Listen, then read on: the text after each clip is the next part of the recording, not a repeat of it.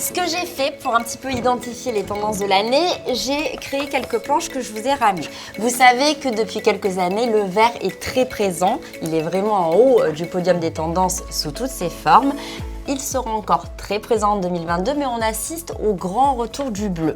Donc je vous ai préparé quelques petites planches pour vous donner une idée de ce que ça va donner dans l'univers de la maison. Du coup, on voulait te montrer ce qu'on avait sélectionné comme différents bleus pour les collections qui sont encore en cours de création. Alors oui, c'est vrai que ce sont des bleus très différents, mais il faut savoir que la couleur bleue a la particularité de pouvoir s'associer dans ces différentes teintes. C'est-à-dire que finalement, dans un même décor, dans un même univers, on peut avoir plein de sortes de bleus différents. Vous aviez déjà réfléchi à quelque chose en particulier? Alors oui, on est en train de travailler justement sur une nouvelle parure de lit qui s'appelle Abyss. Ah, c'est très joli. Au niveau des gammes de bleus, on était encore un peu dans l'hésitation.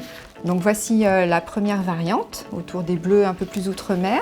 Et la seconde, avec des bleus un peu plus chauds, cyan. Alors, pour moi, sans hésitation, il faut partir là-dessus. D'accord. C'est validé. Ah ouais, Bon, c'est validé. parfait.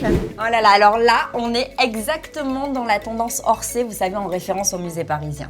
Tout à fait, c'est pour ça que pour cette collection, on a surtout voulu miser sur les formes abstraites, très colorées. On a voulu faire un clin d'œil à Matisse. Et là, c'est un travail autour du trait continu, du visage et du corps. C'est très réussi, moi en tout cas, j'adore. D'ailleurs, pour info, Emmanuel, on a décidé d'associer ces deux dessins sur une seule et même housse de couette réversible.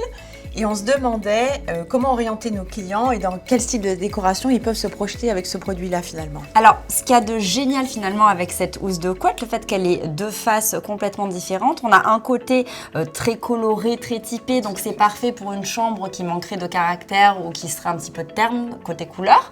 Et ici, où on a un dessin plus sobre, ça permettra de rééquilibrer un intérieur trop coloré. Je voulais te montrer aussi une toute nouvelle création qui s'appelle Ogaya. On est parti sur quelque chose de fleuri. On est vraiment dans l'ADN de Carré Blanc, mais on a voulu changer un petit peu.